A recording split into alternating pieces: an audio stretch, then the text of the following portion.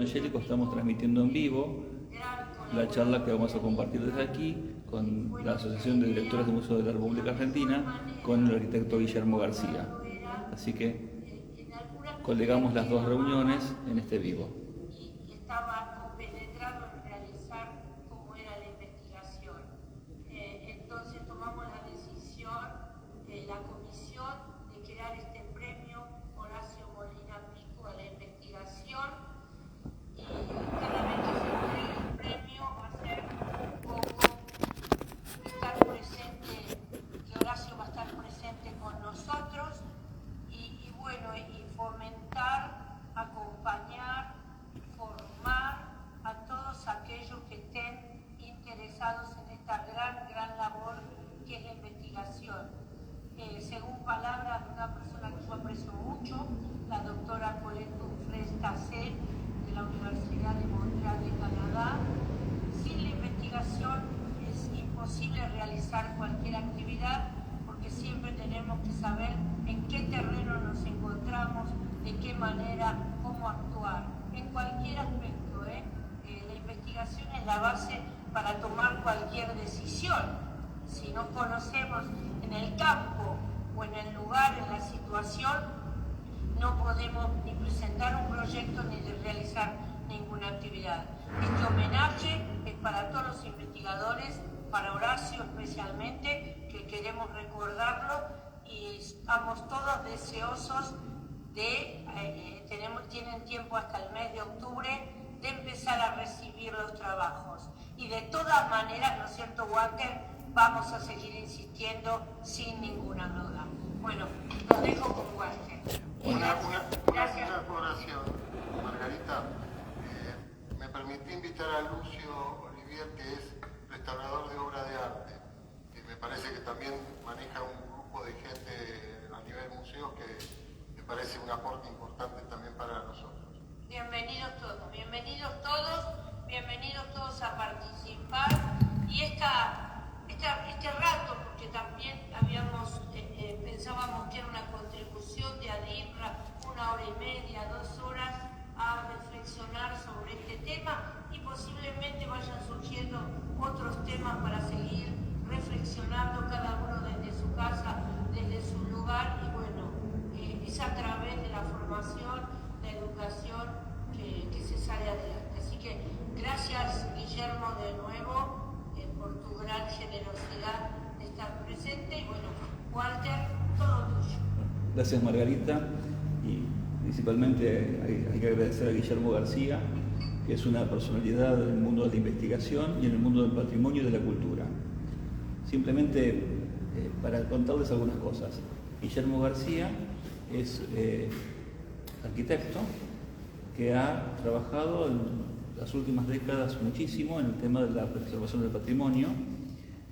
Por ejemplo, la Catedral de La Plata debe su completamiento a la mano de Guillermo García, a su ojo creador, para poder retomar, gracias a una investigación profunda, los proyectos de Pedro Benoit para esa catedral.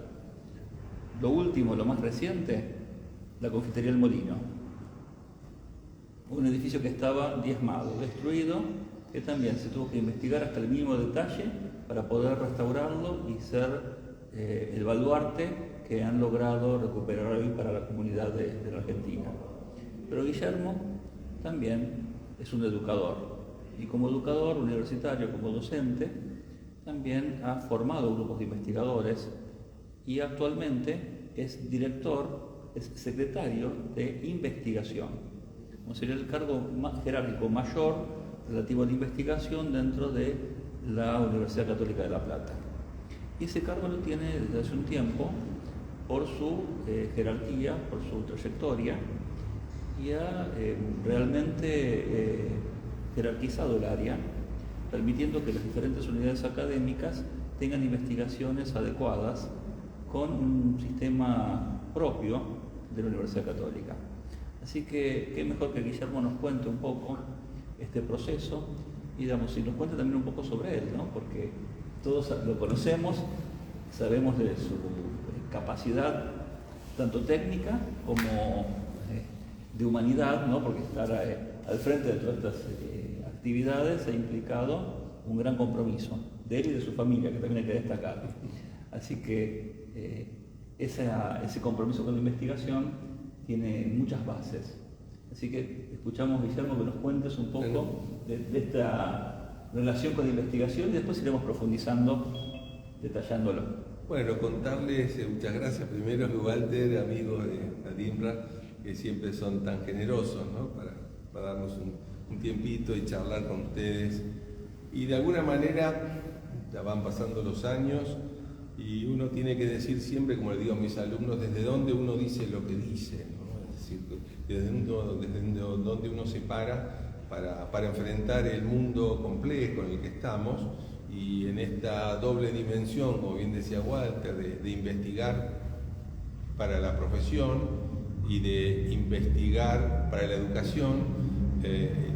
Van pasando los días y uno va interactuando en estas dos dimensiones que para mí son centrales. Es decir, no me imagino ni un profesional alejado de los claustros, porque uno pierde ese contacto con las nuevas ideas, con las nuevas generaciones, ni tampoco un académico aislado de la realidad de la profesión y del mundo en el que estamos formando a aquellos jóvenes profesionales que van a actuar no en el presente, sino también en las próximas décadas. En ese tiempo, ya hace más de 40 años que estoy en la universidad y en la profesión un poquito más, y esta mirada de reflexión lo quisiera hacer desde el punto de vista de algunas ideas que planteamos cuando he concursado, algunas cátedras en la Universidad de Buenos Aires también, o he preparado, digamos, el dossier de la materia que dicto, que es Historia de la Arquitectura, aquí en la Universidad Católica, desde donde partimos para considerar esta dimensión del conocimiento. Por un lado, estamos desde hace muchos años en la Universidad Católica, practicamos la fe, considerar al hombre como el centro de toda nuestra desvelo, de todo nuestro trabajo, sino separar la metodología científica del verdadero destinatario de nuestro quehacer profesional o formador universitario. Considerar al hombre y a su obra, ¿no? Es decir, los actos del hombre están inscriptos en lo que llamamos cultura, es decir, todos generamos con nuestro accionar y vamos produciendo una cultura en un determinado tiempo y lugar. Entonces uno no puede escindirse de la familia, como bien decía Walter, de nuestros educadores, de nuestra realidad concreta, y desde allí uno tratar de establecer quizá una forma de leer esa realidad, de entender ese contexto y hacer una interpretación de ese ámbito cultural en el que estamos y en el que a su vez nos manifestamos, es decir, entender el contexto en el que estamos y a su vez plantear cómo nosotros vamos a manifestarnos.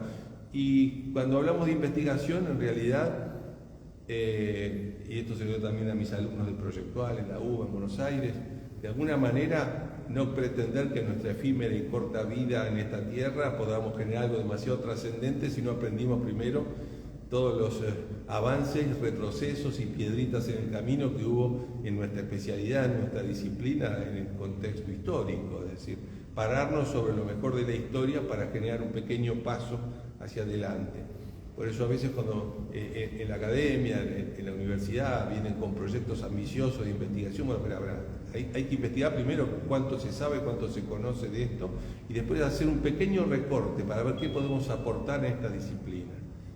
Y no creer que esta comunicación actual en la que estamos insertos, que todo el mundo está informado de todo, no es conocimiento, sino que es información. Y para que sea conocimiento tenemos que de alguna forma decodificarlo, disecarlo, particionarlo, entenderlo y pasarlo por el filtro de quiénes somos y del contexto en el que estamos operando. Siempre creo que es importante saber desde qué lugar uno hace lo que hace, insertarse en ese lugar. Yo he trabajado en mi vida profesional con la Iglesia Católica, con otras iglesias, como comitente, con los organismos del Estado, y siempre he tratado de llevar adelante esta misión, ¿no? Esta idea de que definir primero al hombre, al conjunto, al hombre, a la mujer, aquellos que somos parte del equipo, y si hablo de equipo porque en todos los trabajos que uno genera en el ámbito del crecimiento profesional o del crecimiento académico, trabaja con otros. Sin esto no se puede producir conocimiento para uno y solo desde uno.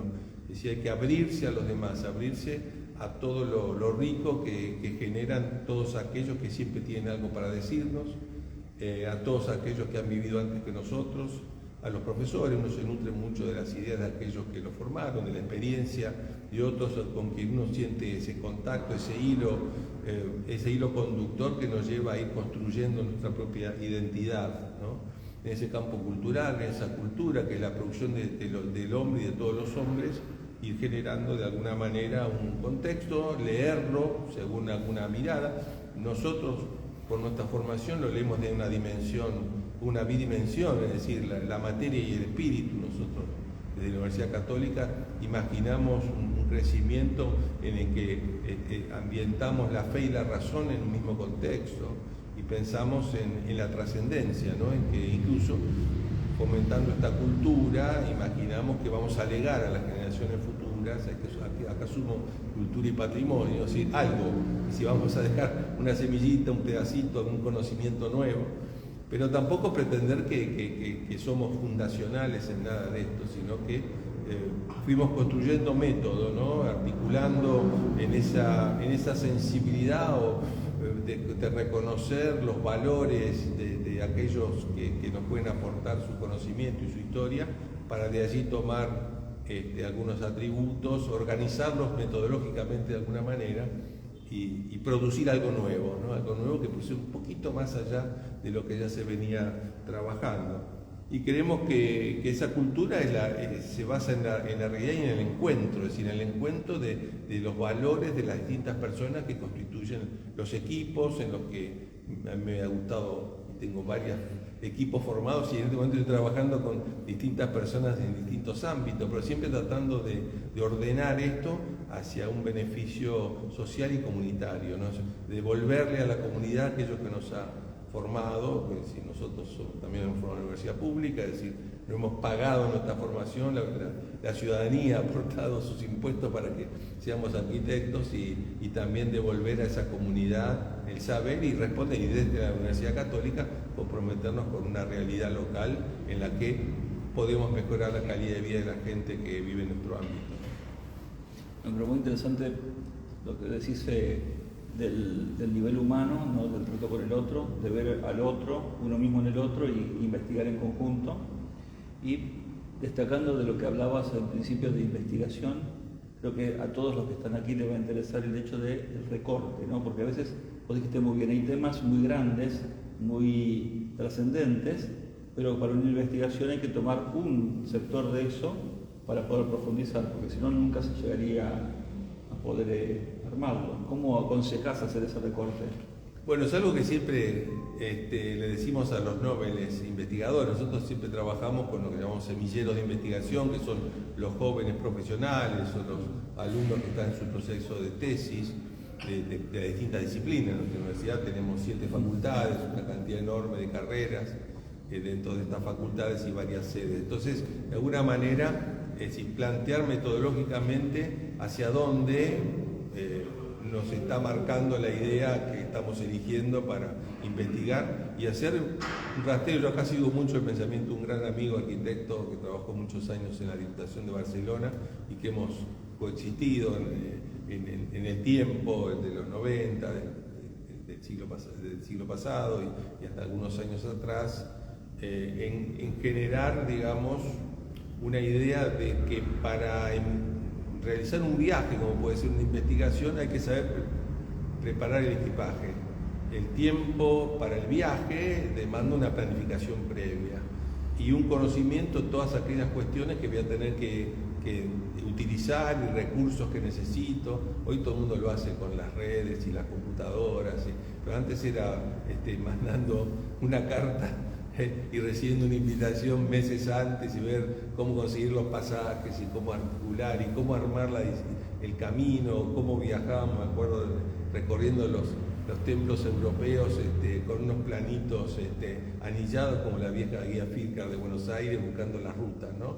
Ya no había GPS, nada de esto. Bueno, de alguna manera estudiar ese contexto en el que vamos a actuar, saber todo lo que se conoce al respecto en la medida de lo posible y elegir algo, un pedacito, algo que no ha sido todavía por nadie desarrollado, ¿no? Es decir, porque las investigaciones tienen que ser algo nuevo, pero algo nuevo acotado, posible, y que sea en el tiempo. Primero también define en cuánto tiempo pretendo resultados y marcar las hipótesis que yo pueda desarrollar en el tiempo y con los recursos que dispongo. Por eso le digo que se parece mucho a armar un viaje. Es decir, ¿voy a alquilar un auto o voy a hacer dedo? ¿En carpa, en un motorhome o en un hotel 5 estrellas? ¿Caminaré? ¿Necesito recursos? Nosotros hacíamos televisión hace muchos años, programas culturales, y empezaban a llegarnos las cámaras estas más compactas, ya a principios de los 90, y yo le decía siempre cuando presentábamos los trabajos, lo peor que te puede pasar es llegar al campo y que no tengas batería para la cámara, ¿no? O ahora que usamos los drones, que tardan 10 o 15 minutos o 20 minutos en agotar su batería, no tener batería de repuesto en la mitad del relevamiento de un bien que está en el medio del campo. Uno piensa que uno va a trabajar en mi profesión en lugares inhóspitos y que hay que armarse de toda una serie de sistemas necesarios para poder recolectar y hacer eficientes los trabajos de campo, ¿no? Y así todo, entonces, preparar el campo, hacer un proyecto metodológico que tenga etapas. ¿Qué elementos debe tener ese proyecto? ¿Qué puntos, básicamente? ¿A dónde quiero ir? Es decir, como el viaje, ¿a dónde quiero llegar? Y planteo, yo quiero probar o quiero resolver tal cosa. En mi profesión, distinto a otras, por ahí tenemos proyectos de investigación que en realidad se parecen mucho a los proyectos de diseño, es decir, proyectos que sirven para materializar algo. O en otras disciplinas hay proyectos que trabajan con medir algo, es decir, estadísticas, establecer comparaciones de distintas escuelas o disciplinas y plantear algún tipo de mirada conjunta o diferente. Bueno, depende de la disciplina, pero siempre hay un objetivo. Y ese objetivo puede ser conocer algo más sobre una disciplina, es un pedacito de esa disciplina, o puede ser dar una respuesta, o puede ser una invención, es decir, inventar algo que resuelva o mejore la calidad de vida de la gente. Depende del ámbito en el que uno esté trabajando. En museos, por ejemplo, hoy estamos trabajando en esta coalición entre la cultura y el medio ambiente, que está basado en el pensamiento del Papa Francisco, en Laudato Si, y en este cuidado de la casa común, y como el museo también tiene que ser amigable con el medio ambiente, tiene que ayudar a conservar y preservar su obra, pero también el contexto ambiental en el que está inserto, y si puede mejorar la calidad de vida de aquellos y el entorno en el que está, logrando menor emisión, logrando menor pérdida de energía y un montón de cosas, va a mejorar también la calidad de aquellos habitantes del lugar donde está. Así que bueno, pueden ser todas estas cosas al mismo tiempo o por partes, pero siempre pensando en un objetivo y en una serie de pasos que se deben cumplir. Y también se parece mucho a lo que yo doy en Proyectual, que es el proceso de diseño. Los procesos de investigación, los procesos de diseño son iterativos, son de avanzar y volver y retroceder, no es hacer un camino con un solo destino. Quizás en el camino deba cambiar la dirección, quizás deba rever algo, es un ida y vuelta, por eso es iterativo, se avanza y se retrocede y se van eligiendo alternativas posibles, o se van evaluando distintas alternativas para elegir la que sea más útil, pero no desechando las otras, porque es posible que en un proceso más avanzado tengan que recuperar algún camino que probé y fue guardadito por allí para más adelante. Así que me parece que todo eso es saber a dónde quiero ir, es documentarme muy bien antes de partir, hacer la maleta, hacer la valija, antes, probar cómo va la cosa, auditar ese proceso, es decir, revisarlo, tener informes preliminares y trabajar con auditores externos, es decir, no pretender que uno hace algo,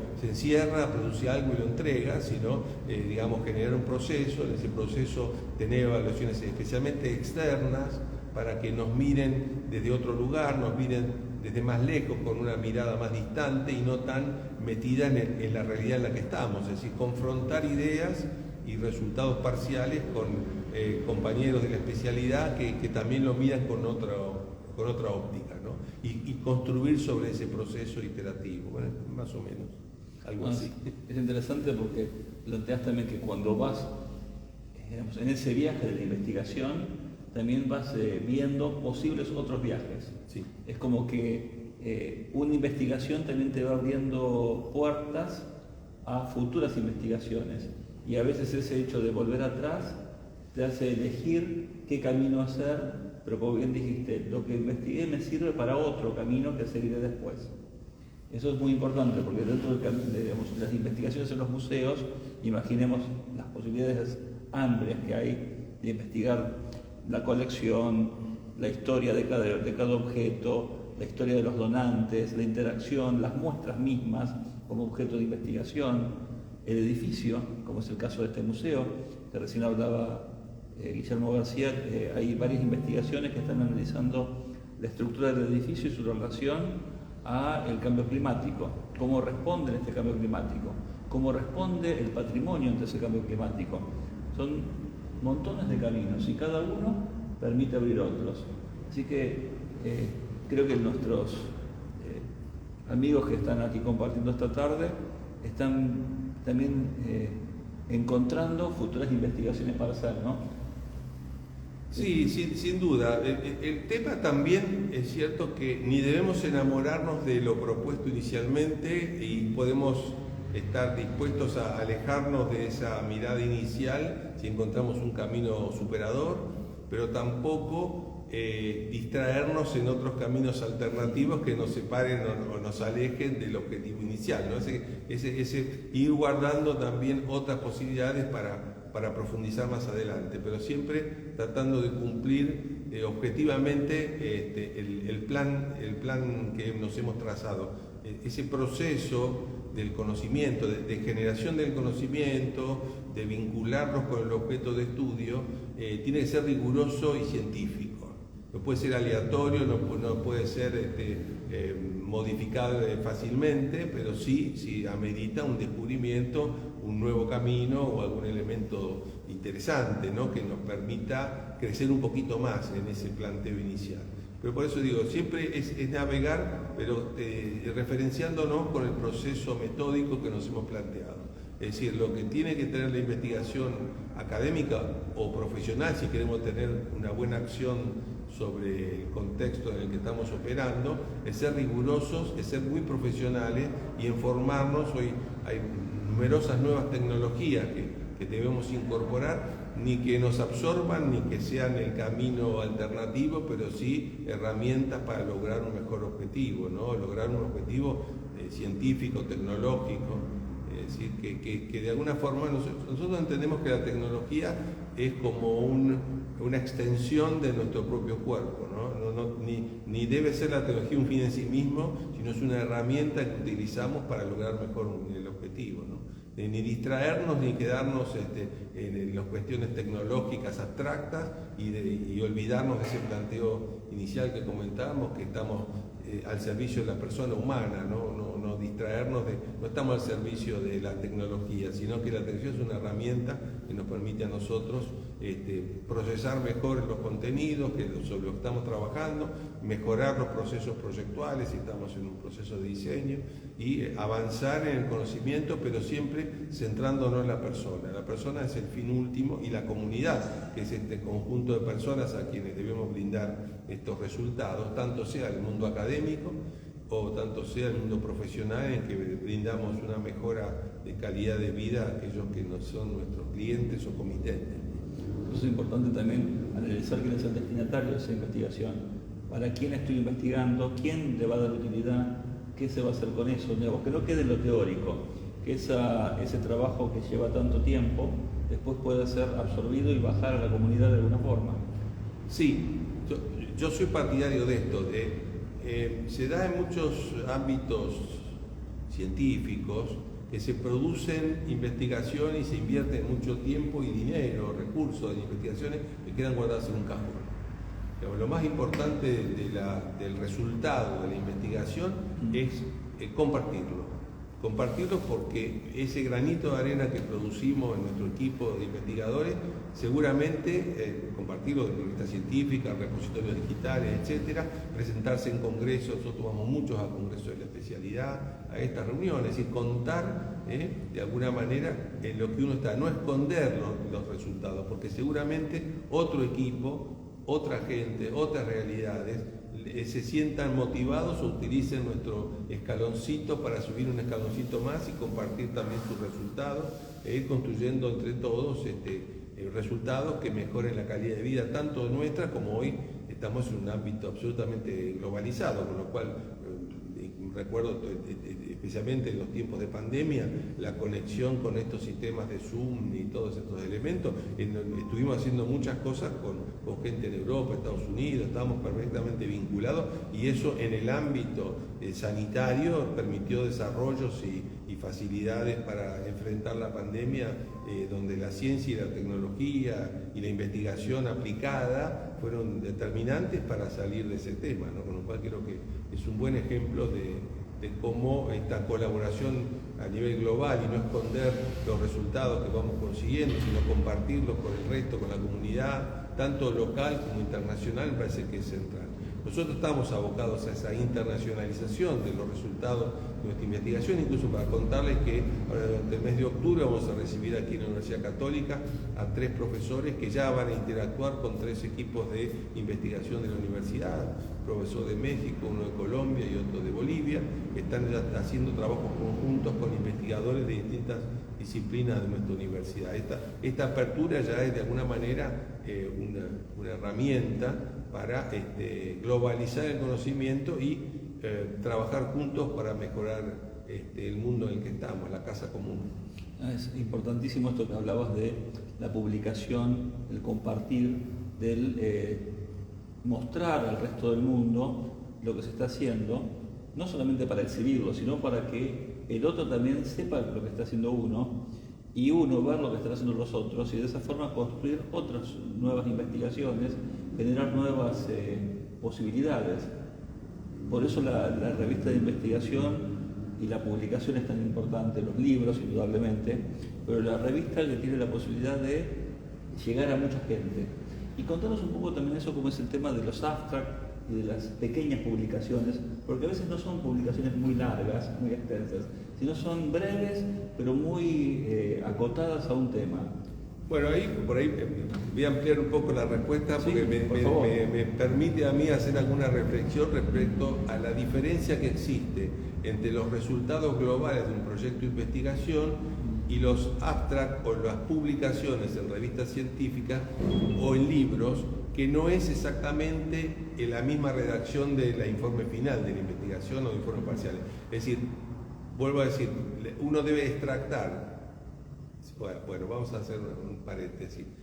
Uno dice lo que cree que es así, pero otros me pueden contradecir totalmente, porque uno habla de su propia experiencia y del planteo que ha construido, ¿verdad? O sea, esto está abierto a discusión permanente. Un investigador acepta que le rebatan absolutamente todos sus argumentos, con lo cual estoy abierto a que disputen todo lo que quieran y podemos concluir otra cosa mucho mejor. Pero en realidad nosotros creemos que hay una diferencia de redacción y de objetivos de comunicación. Es decir, un informe final de un proyecto de investigación, por ejemplo, de 12 meses de duración, es una cantidad de páginas que literalmente no es lo que se publica, sino que de ahí se puede extraer un libro, un capítulo de libro, que hay que reescribirlo pensando en el destinatario de esa comunicación. No da lo mismo a quién está destinado o a qué, porción del conocimiento o ámbito está destinado. Y por el otro lado está, como bien decía Walter, las publicaciones en revistas científicas que tienen una cantidad de miles de caracteres determinada, una forma de expresión determinada, un recorte determinado, y también algo que no debemos olvidar es siempre, como esto que yo soy casi una muletilla que utilizo siempre, es siempre empezar diciendo desde dónde digo lo que digo, es decir, presentarse, poner el correo electrónico propio de la universidad, y a veces en esta globalización estamos todos en Yahoo, en Gmail, y no ponemos la extensión universitaria. Ustedes saben que es muy importante cómo se catalogan las presencias de los distintos investigadores y profesores que publican en distintas universidades cuando uno utiliza los correos oficiales, porque los rankings de las producciones científicas se miden por la cantidad de tráfico que tienen las extensiones de los correos oficiales. Si yo utilizo un correo genérico, los buscadores, los robots que buscan información científica para armar dossier, etcétera, no van a reconocer mi pertenencia a una determinada universidad. Así que es muy importante la firma de quién es uno, quién es el que firma, un pequeño currículum, y por el otro lado estar inscripto en todas las bases de datos, por ejemplo Academia, Google Scholar, tener un número de ORCID, que es el número que es como el número de identidad de los investigadores a nivel mundial, es decir, ser una persona con nombre y apellido insertada en un ámbito determinado y una geografía determinada. ¿Para qué? Para que de alguna manera, digamos, tengamos esa identidad y sepan aquellos que nos leen desde dónde decimos lo que decimos. No sé si... No, sí, estuviste más que claro, porque el hecho de la individualidad y de poder individualizar al otro es importantísimo, y que la universidad digamos, avale quién sos vos, hace que el resto de los investigadores pueda conocer también tu trayectoria y que tu investigación realmente está solvente, porque en esta época en que vivimos, que también hay mucha cosa apócrifa, ¿no? Paralela, que no tiene mucha formación y que se da por cierta, y más por los medios digitales, presta confusiones. Por eso es interesante saber discernir y, como vos decís, ver de dónde viene esa información y quién es el investigador que nos comparte eso. Sin duda. Y los medios también digitales nos permiten poder analizar una investigación, ¿no? Ver si esa investigación realmente es digamos, producto del trabajo de esa persona o es la recopilación de un corte y pega de otros autores, ¿no? de otros autores. Bueno, eso es central. Hoy ya la inteligencia artificial ha generado ventajas y desventajas. Por un lado, aquellos nobles que creen que le preguntan a la IA y le responde cualquier cosa, no hay que... Yo ya hice pruebas y responde lo que está cargado en algún lado, y no es más sabia que un investigador que conozca de su disciplina, sino que hay que ir construyendo esto. Que indudablemente que no negamos la tecnología, como decimos, la utilizamos como herramienta, pero por el otro lado existen ya sistemas de detección de plagio. Entonces uno, cuando recibe para evaluar o para producir la edición de resultados de investigación, hay una instancia previa que es la verificación de que el producto sea realizado por el equipo de investigación y no sea plagiado.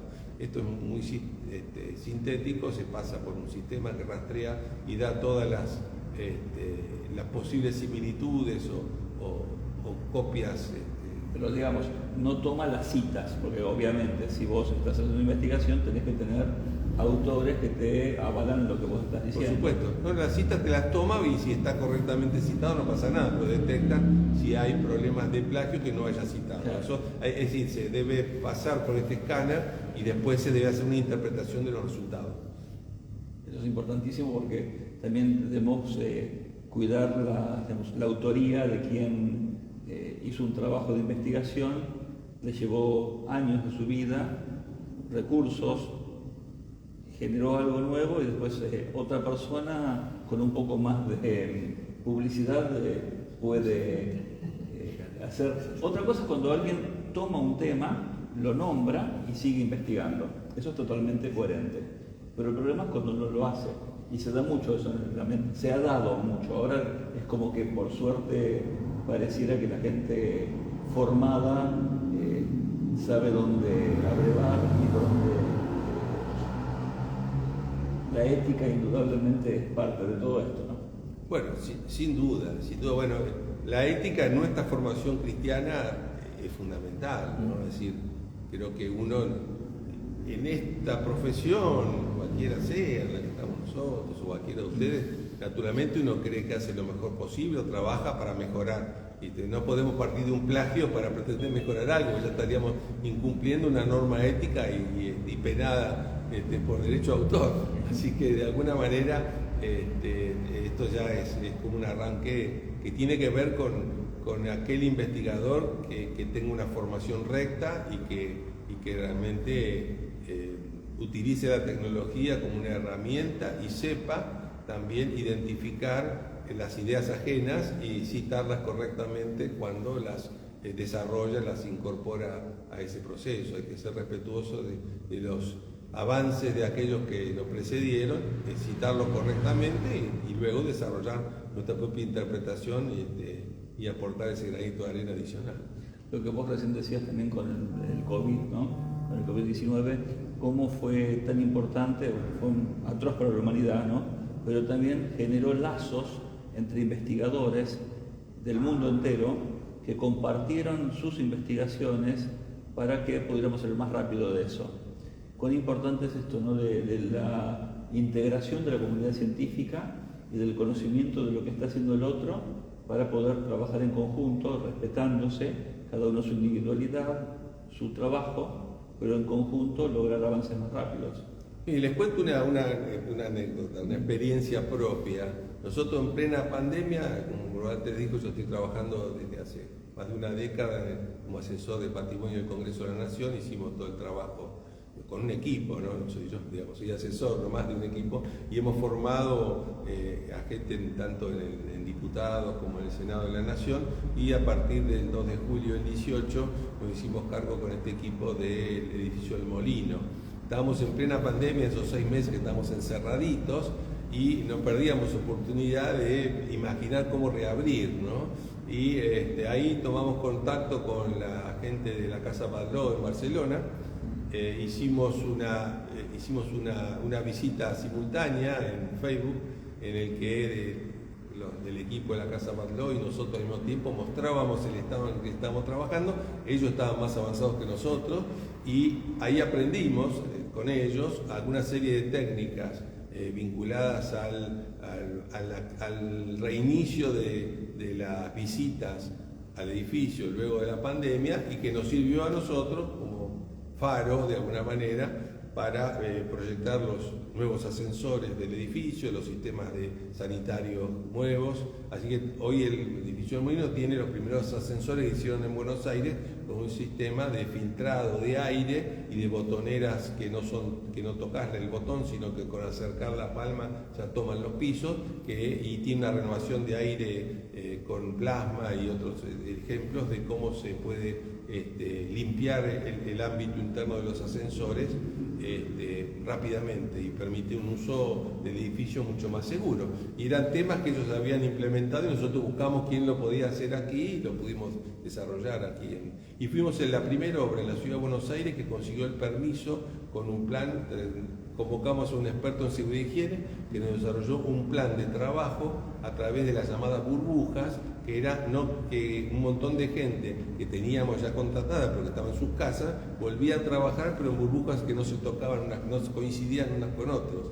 Entonces organizamos el trabajo de esa forma y conseguimos la autorización de la Ciudad de Buenos Aires para hacer la primera obra, que se reactivó cuando empezamos a trabajar en agosto ya del 2020. Estamos de nuevo en obra.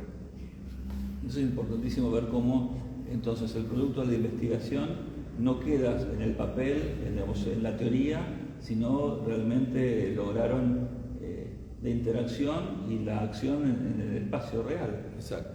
Es increíble. Y bueno, y pensar en eso, en tantas obras paradigmáticas que ha llevado a cabo el Congreso mismo de la Nación, pensaba lo que significó las reconstrucciones de las esculturas de la Mora. Sí.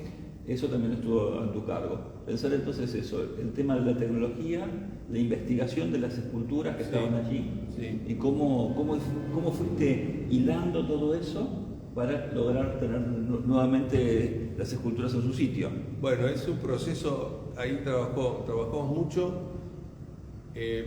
Por ahí voy un poquito para atrás. Fueron la primera obra que realizamos en el marco de lo que desarrollamos como el Plan Rector de Intervenciones Edilicias, que llamamos PRIE, que fue pensado desde la gestión en aquel momento del diputado Julián Domínguez, que era presidente de Cámara en 2012, fin del 2011 y el 2012, y con la idea de poner en valor el edificio que estaba sobreutilizado, pero utilizando las herramientas que el propio Estado, hoy está en discusión toda esta mirada, ¿no? El Estado tiene que achicarse, nosotros creemos que el Estado debe cumplir todas las funciones que tiene que cumplir e incluso hacerse cargo de su propio patrimonio, ¿no? Entonces nuestra idea es en aquel momento, con todo ese equipo liderado por el contador Ricardo Angelucci, un hombre de aquí de La Plata que tiene una amplia experiencia, y un equipo, bueno, con Miguel Mármara, que ya falleció hace unos años, y armamos un equipo con jóvenes y con la participación de todos los equipos tanto de cultura como de archivo, como de obras que existían en el Congreso, y participamos con todos ellos del plan, porque había que conseguir mover a mucha gente que estaba ocupando pasillos, oficinas en los pasillos, liberando los grandes ámbitos originales para haciendo modificaciones enormes, simultáneas en todos los anexos para mejorar la calidad de vida de todos los trabajadores y de los alquiladores. Bueno, un trabajo enorme. Entre ellos, un trabajo de referencia que estaba en aquel momento, que era recuperar la fachada original del palacio, y hubo intervenciones simultáneas que fueron determinantes, como la reintegración de los calcos de las esculturas de Lola Mora y también la restauración de la cuadriga de Víctor de Paul, que está en el frente arriba. Así que fueron casi simultáneas esas obras junto con las Victorias Saladas. Pero básicamente, ¿cómo llegamos a la reintegración de las esculturas de Lola Mora? Primero, era un proyecto que hacía 20 años la gente de cultura de la Cámara quería hacer y no encontraba la manera tecnológica, digamos, de poder hacerlo, y los resortes de convencimiento político, digamos, para que voten las dos cámaras, pues ahí teníamos que trabajar con diputados y senadores para decidir, porque si ustedes no conocen, las esculturas de Lola Mora fueron retiradas pocos años después de ser colocadas, porque diputados y senadores decidieron retirarlas. No, esto había que ver que los nuevos diputados y senadores estén de acuerdo en reintegrarlas. Cuando las retiraron, fueron a parar cortaditas en pedazos a Jujuy, porque Jujuy las recibió junto con Lola Mora, que se fue a trabajar a Jujuy, casi expulsada de Buenos Aires por ser mujer y escultora, ¿no? En aquella época. Y bueno, entonces primero la convicción del equipo político, digamos, de decir, bueno, vamos a estar de acuerdo en que vamos a reintegrarlas, pero no podíamos traer de vuelta los originales porque eran patrimonio de Jujuy, hacía 90 años que estaban en Jujuy, con lo cual nosotros ya veníamos trabajando en el desarrollo de algunos hornos. Yo trabajé en el CCK, que ahora cambió de nombre, el viejo correo, que acaba de cambiar de nombre, creo, y bueno, y habíamos hecho alguna restitución de ornatos perdidos a través de fotografías, ¿sí?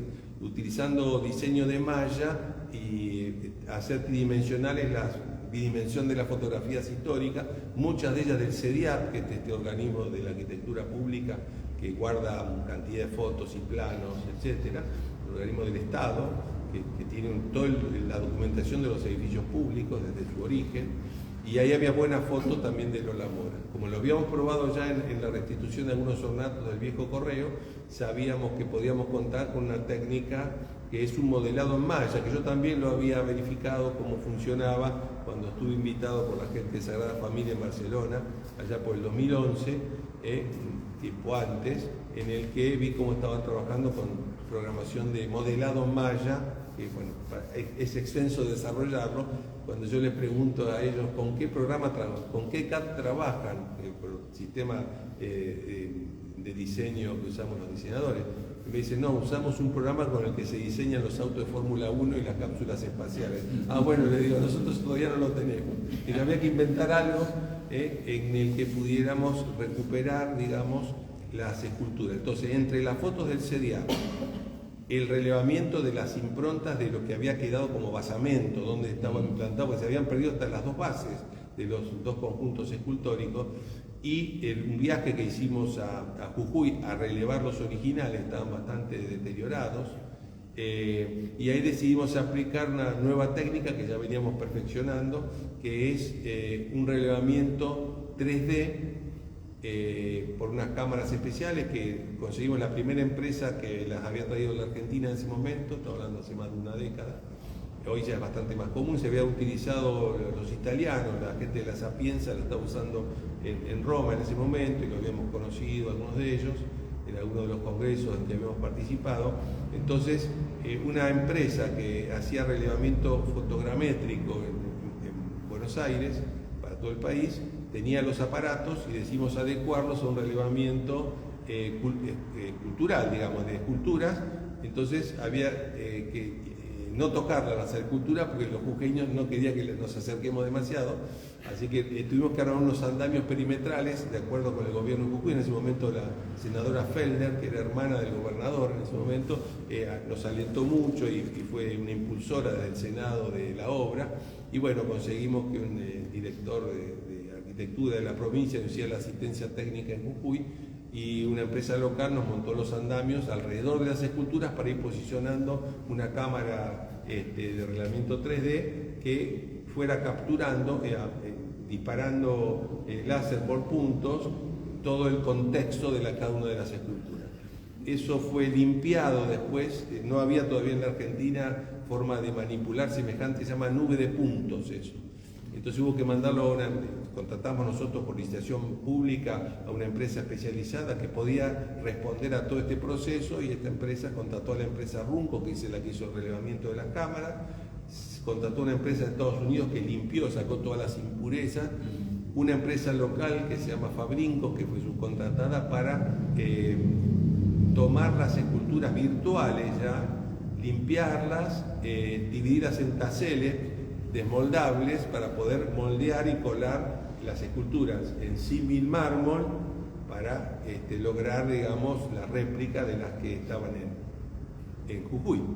Así que con todo ese proceso y con la presencia permanente de los artistas plásticos de Jujuy que nos acompañaron y auditaron todo el proceso, porque para la gente de Jujuy era muy importante el valor de sus esculturas.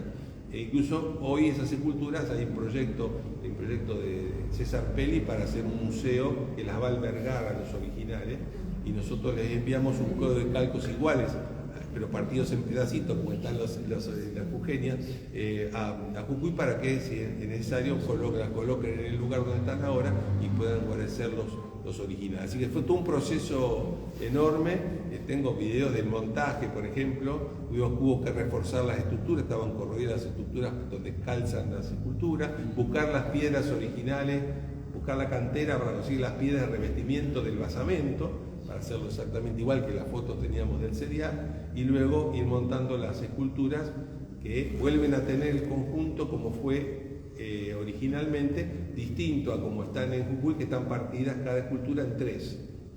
Entonces hubo que rediseñar en función de las fotos del CEDIAP los pedazos de escultura que se habían perdido al desmontarlas, ¿no? O sea que hay otra vez la investigación. Sí, fue fundamental. Fue una investigación fundamental porque tenían que ver las fotos originales, comparar, generar los nuevos, no sé si llamados bocetos, los nuevos rearmados, sí, según los originales. Sí. Y ahí construirlos y después también hacer una versión deconstruida para volver a Jujuy. Sí. Así que todo eso fue varias investigaciones en paralelo. Sí, por eso les digo que es un desafío todo esto, y por eso el investigador profesional, digamos, lo que hace es juntar tecnológicamente posibilidades de distintos ámbitos en función de lograr un proyecto concreto. Creo que esa quizás es una de las virtudes de haber estado en obras complejas, que es aprender de los otros. ¿Sí? Y si uno aprende un pedacito de cada uno, articula el plan y lo puede llevar adelante. Es decir, creo que nos hemos preparado para eso, ¿no? Juntar experiencias particularizadas en un proceso común. Por eso insisto tanto en esto. Es importantísimo, y más para los museos, que la investigación sea posible, tangible, y que el resultado de esa investigación se vuelva también algo realizable. Sí, claro. En el caso del Senado, bueno, del Congreso de la Nación, restablecer la fachada a su estado original llevó todo un gran proceso, un costo muy grande, pero que valía la pena para recuperar como fue. Los museos a veces tenemos realidades un poco más, digamos, de posibilidades más chicas de presupuesto, pero eso no quita que no podamos hacer importantes investigaciones, claro, y recuperar elementos para, no sé, me acordaba hace poco el caso del Museo del Cine y Metrópoli, como un museo argentino tenía la única copia de la película Metrópoli que pudo restaurarse y llegar al mundo, después de que había habido una investigación a nivel mundial sobre la película y la restauración. La copia que teníamos acá tenía creo que 15 minutos más, o sea que demostraba que era un original completo. Y eso estaba en un museo acá en Argentina, guardado en un cajón. ¿Cómo tenemos tantas potencialidades y tenemos que desarrollarlas? Y de todas las ramas del arte, ¿no? Y de la ciencia, de la tecnología, hay posibilidades para todos. Y volviendo a lo que nos decía hoy al principio Margarita Larrañi, nuestra presidente, el hecho de generar actividades dentro del campo museal para que este sencillo premio que hemos organizado Horacio Molina Pico a la investigación llegue a todo el país y que se mantenga en el tiempo.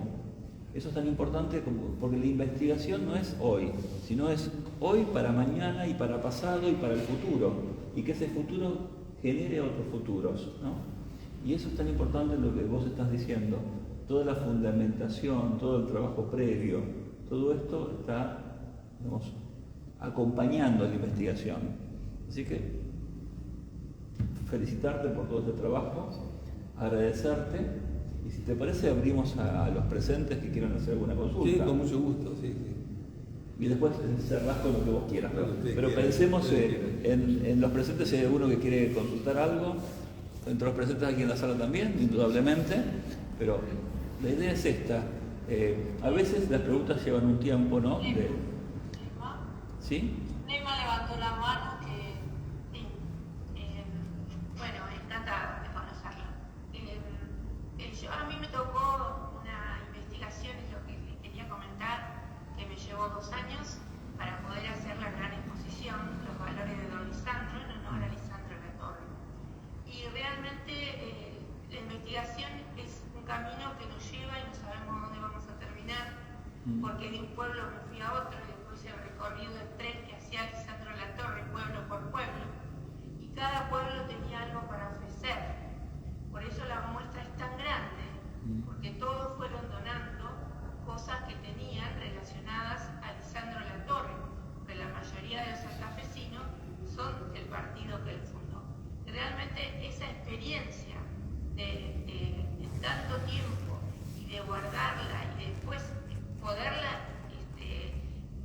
exponer, digamos, no solamente en los textos, sino en las fotografías, en objetos, en diarios, en todo lo que era la vida de Lisandro de la Torre, fue una experiencia extraordinaria.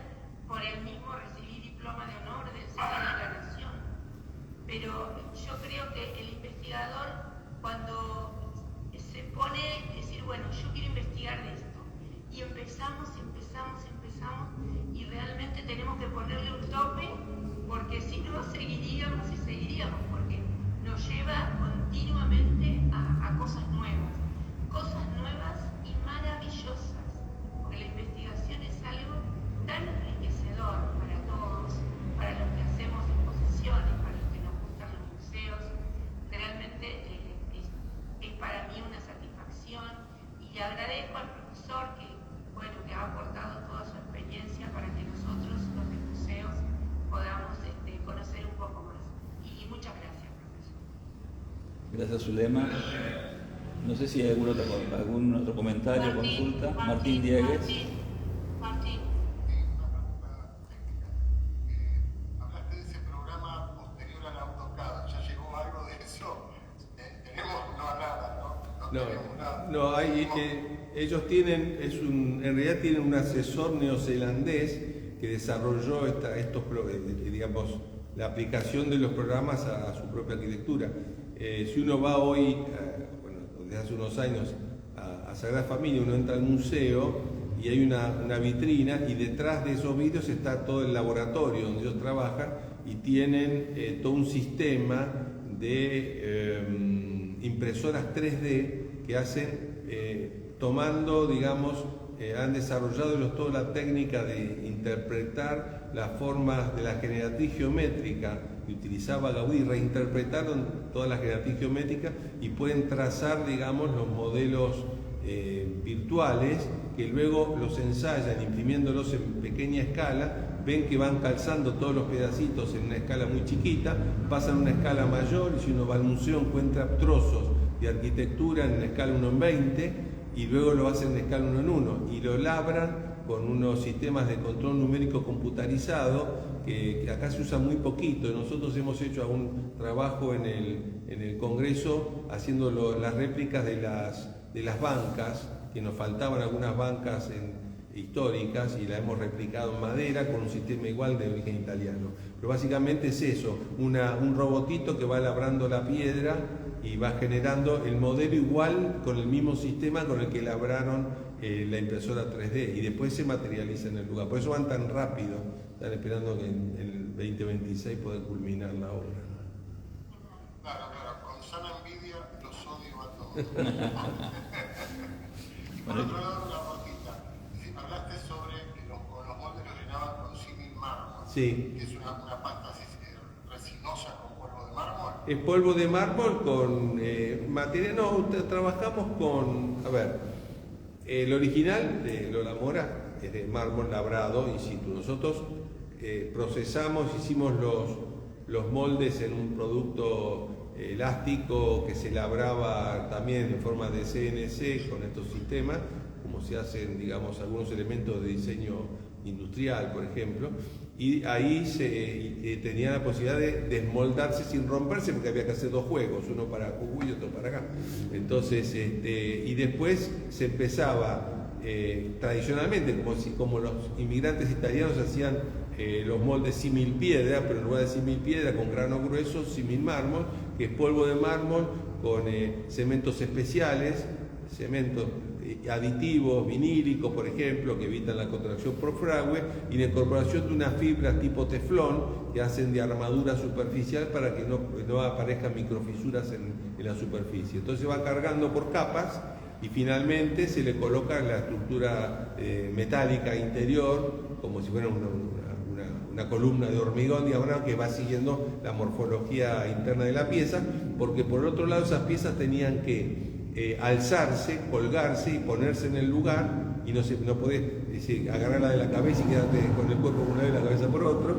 Por ejemplo, armar una estructura y unas eslingas para moverlas en posición, incluso las copias que fueron a Jujuy, cargarlas en el Belgrano Cargas y que aguanten todo el viaje en tren hasta Jujuy, y después que queden para montarlas. Así que había que calcularla de forma tal de que son estructuras autoportantes de alguna manera, que tienen un final de revestimiento en símil mármol, que es una especie de estuco para exteriores, más o menos. Después en cera, ¿no? Después en cera. Muy agradecido. No, por favor. No, pensando en eso también, ¿no? Me acordaba cuando... Mercedes, perdón, Mercedes levantó la mano. No, yo no, No, Mercedes abundancia. ¿No? Está la mano levantada. Bueno, sin querer. bueno, mientras se van apareciendo otras preguntas, me acordaba de un trabajo que hiciste vos con el arquitecto Bozano, cuando se creó la Escuela de Oficios en Buenos Aires, que fue algo muy interesante porque también para los museos se recrearon piezas, se recrearon pisos, frisos, columnas, elementos de las artes decorativas del siglo XIX y del siglo XX, pero trabajados desde el aquí y ahora, ¿no? Y generando gente joven que conociera las técnicas para que esas técnicas no se perdieran. Creo que fue algo también muy relacionado a la investigación y al hacer. Bueno, eso fue se llama la Escuela Taller del Casco Histórico, todavía funciona. Laura Basterrechea, una restauradora de Buenos Aires, la conduce. Jorge Bozano fue el que inició allá por inicio 2001, 2002, por allá, de aquella época. Cristina Malfa, aparecía hace unos años, también estuvo a cargo de la escuela. Y hasta hace poco funcionaba en la calle Brasil y la demolieron para ampliar el Metrobús ahí en Buenos Aires. Pero en realidad la estructura de la escuela, yo fui profesor en esos tiempos, que era asesor de la Dirección General de Patrimonio, pero en realidad el esquema era muy lindo porque tomaba el desarrollo de las escuelas taller españolas, donde se capacitaba en los oficios a los chicos que no tenían trabajo. Así que en aquella época, el 2001, teníamos alumnos que dormían en una plaza y venían a estudiar con nosotros, otros que eran arquitectos desocupados o fotógrafos o herreros o carpinteros, y con profesores, habíamos dos calidades de profesores, aquellos académicos como nosotros, que les hacíamos interpretar, salimos a caminar por San Telmo para que aprendan los estilos arquitectónicos, mirando las construcciones del pasado, y después los profesores artesanos, ¿no? Que le enseñaban moldeado, herrería, carpintería, etc. Y después lo que se hacía era, con el apoyo de alguna fundación, de algún banco que conseguía las becas y esto, y algún comitente que necesitaba una pequeña restauración y podía tener el dinero para los materiales, y sacándoles el seguro, se hacían pequeñas intervenciones en edificios de Buenos Aires, entrenándolo a los jóvenes y no tan jóvenes en el trabajo. A posteriori de esto, yo en muchas obras contraté a egresados de la escuela que se armaban, los incitamos a que armen cooperativas de trabajo, etcétera, y los contratamos como artesanos restauradores de las obras, y muchos de ellos pasaron a formar, cuando armamos los equipos del Congreso, por ejemplo, hay varios todavía, y algunos en el Molino también, que son egresados de la escuela, y me reencuentro con algunos de ellos hace más de 20 años, que están fascinados por haber hecho toda una carrera del restauro práctico, concreto, que les dio de vivir también y ayudarlos a trabajar con un buen resultado sobre el patrimonio de Buenos Aires. Por eso vemos que es tan importante la investigación y cómo la investigación da base a otros caminos, ¿no? No solamente a las mismas investigaciones, sino a la puesta en práctica, porque para poder hacer esas molduras tuvieron que conocer cómo estaban hechas, tuvieron que ir a ver molduras, a diferenciar los estilos, a analizar cómo fueron construidas en su momento, qué deficiencias tuvieron, por qué les pasó lo que les pasó, cómo mejorarlas. Todo esto es parte de una investigación que después se lleva a la práctica y hace que esa persona después tenga una profesión. Es algo interesantísimo y muy importante. Así que era para resaltar. Bueno, no sé si hay alguna otra pregunta. Si no, sí, por favor, Aníbal. Sí. Yo quisiera preguntar si aparte de Capital, esa escuela está en otras ciudades del país. Perdón, Aníbal, que está presente, que no le dimos micrófono, preguntó sobre si esta escuela también tuvo repercusión en otros lugares del país y hubo réplicas. No, que yo sepa, hubo una réplica en un profesor cordobés, un escultor, que trabajó un tiempo en Buenos Aires, hizo una experiencia similar en Altagracia, en Córdoba, hizo algunas obras allí también con gente de Altagracia, pero básicamente fueron muy importantes estas escuelas que las generaba. Esta de Buenos Aires fue autonómica, fue de la época en que estaba Jorge Tellerman a cargo de Cultura de la ciudad, y Silvia Fati, Nani Arias, ahí a cargo de lo que era patrimonio, y dependía del casco histórico, y después la siguieron manteniendo con el cambio de gobierno. Pero había varias de estas escuelas en distintos países de América. Con motivo del 5º centenario se hicieron escuelas con financiamiento de la Agencia de Cooperación Española. Yo recuerdo haber visitado la escuela taller de Asunción de Paraguay, había una escuela en Santiago de Chile, de las más cercanas, y después en varios países, Guatemala había escuela, en Ecuador había escuela, en algunas ciudades americanas había escuelas de este tipo, sí. Gracias. No, por favor. Gracias. ¿Alguna pregunta más del grupo? Bueno, entonces... Lucio, quiero hacer una por favor. Buenas tardes, perdón, buenas noches, profesor. Yo le quería comentar que, si bien no fui egresado de la Escuela Taller de Casco Histórico, yo soy estudiante de Conservación y Restauración, pero mi primer año hice el taller de moldería, o sea, de molduras dentro de la escuela, y bueno, fue previo a que demolieran el edificio, así que bueno, doy fe que es una excelente escuela con excelentes profesionales, y tengo compañeros míos que están estudiando la carrera de restauración que son egresados de ahí, y bueno, los conocimientos, bueno, algunos inclusive trabajaron en el molino, creo que siguen trabajando inclusive. Sí, hay varios. Y otros también, por ejemplo mi profesor, mi jefe ahora actualmente, creo que trabajó con usted en la Iglesia de La Plata, haciendo las gárgolas, si no me equivoco. Ah, puede ser. Mariano Rómulo. No, se llama Miguel Crespo. Sí, claro. Es un restaurador. Sí. Y bueno, dio justo la casualidad que el día de hoy estábamos hablando de eso, porque estábamos haciendo unas monturas en el taller, y bueno, nada, fue como casualidades. Sí, trabajó en el completamiento, en la labra, fue uno del equipo de escultores que trabajó en los modelos de la construcción de los modelos de ornato de la empresa constructora, sí, correcto. Nada, simplemente una acotación. Bueno, muchas gracias. Creo que es importante este tema también, ¿no? Relacionar los investigadores con los realizadores, que hay una dicotomía, hay como una separación que todavía no logramos armar como que ellos estén interesados por los investigadores y los investigadores, todos, me refiero, no en este caso que puntualmente es evidente que sí, estoy hablando de lo que nos falta, debería ser mucho más reproducible lo que nos acaba de dar el profesor a conocer que es lo que realmente pasa. Muchísimas gracias. Bueno, Guillermo, agradecidos. No sé si vos querés alguna reflexión final hacer para compartir sobre la investigación, los museos y el futuro.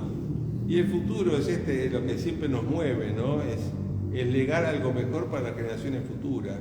No solo cuidar juntos el patrimonio heredado, ordenarlo, catalogarlo. Es increíble, nosotros trabajando ahí en el molino, la cantidad de objetos que la gente nos trae vinculados a las historias. Creo que hoy ya está mucho más desarrollado el componente inmaterial que acompaña al componente material, patrimonial y artístico, ¿no?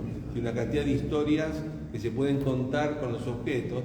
Y yo creo que los museos, según mi criterio, y algunos en los que he proyectado varios museos, tengo suerte de haber experimentado con ellos, estamos trabajando con las cuestiones de inmersión, de tener experiencias museales, ¿no? Que lo que no sea mirar objetos, sino interactuar con los objetos y degustar las historias y tratar de interpretar esas historias y tratar de transmitir la memoria del pasado para que los habitantes del presente la puedan experimentar. Y hablamos de chip de aromas, comida, gastronomía, formas de vida, experimentar para el contexto en el que fue creada esa obra de arte que estamos observando. Tratar de ponerlas en contexto y generar experiencias que construyan y que aprendan o que sirvan para que las generaciones futuras puedan aprender de dónde viene lo que están observando y que no sea una cosa abstracta, separada y que no interactúe, ¿no? con el nuevo,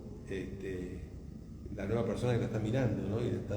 Creo que hay que relacionarse de otra manera, ¿no? Y crear, y hoy hay muchas tecnologías, especialmente recuerdo la Feria Ferrara, que tuve varios años invitado por el gobierno de Italia, presenta tecnologías fantásticas de recreación virtual. Bueno, la Casa Baldó, si la quieren googlear, tiene cosas fantásticas de inmersión, ¿no? Donde uno con algo de tecnología logra recrear experiencias tridimensionales que alojan a la persona, ¿no? Y esto creo que si está además centrado en la percepción integral de la persona en un contexto, es un viaje en el tiempo y en el espacio que creo que puede ser muy interesante, especialmente para los jóvenes que están muy acostumbrados a los sistemas electrónicos, ¿no? Creo que si no vamos a lograr que las jóvenes generaciones visiten nuestros viejos museos, ¿no? Muchísimas gracias, Guillermo, y tener una visión positiva, incluir a los jóvenes y pensar en un futuro mejor para todos es parte del espíritu de ADINRA, que intenta llegar a todo el país con los directores de museos y abriendo a toda la comunidad museal. Así que nuevamente gracias a todos ustedes por acompañarnos, por preocuparse por el tema, y bueno, les pedimos que difundan este premio, que hagan partícipes a los conocidos que estén en investigaciones de museos, para que podamos tener más potenciales premiados. Bueno, señora Presidente, le dejamos la palabra. Gracias, Guillermo. Que prendan todas las cámaras, así hago una captura de pantalla para que nos quede una foto para la revista.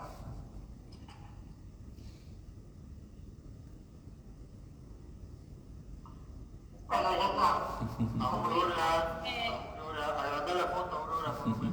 Bueno, gracias Guillermo. Bueno, ha sido un placer y esperamos contarte otra vez. Realmente fue muy claro y bueno, y nos has dado este viaje, a preparar este viaje, como empezaste diciendo, a la investigación y a la protección del patrimonio. Con respecto a la inversión en los museos, también a las personas mayores, porque desde mi pequeño museo también estamos a través del olfato, a través de los olores, recuperando esa memoria perdida que tanto se necesita hoy para todas aquellas personas mayores que están pasando por enfermedades y el contacto con un objeto, el contacto con una foto le está permitiendo mantener esa memoria que a veces se les está escapando entre las manos. Gracias. Gracias a todos. Nos veremos prontamente y bueno, seguimos en contacto. Excelente, Margarita. Gracias, Walter. Impecable.